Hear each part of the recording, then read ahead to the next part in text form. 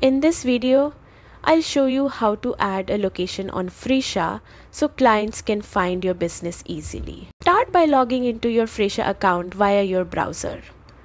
Once logged in, head to the main menu and click on Online Booking, then select Marketplace Profile.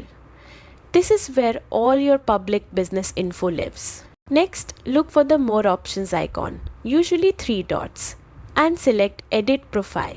Scroll through the editing options until you reach the location section. Type in your full business address. Fresha uses Google Maps, so it will suggest completed addresses as you type. Once you select the correct address, you can drag the pin on the map to ensure it's perfectly accurate. You can also add extra instructions for clients, like parking tips or landmarks, to make your location easier to find.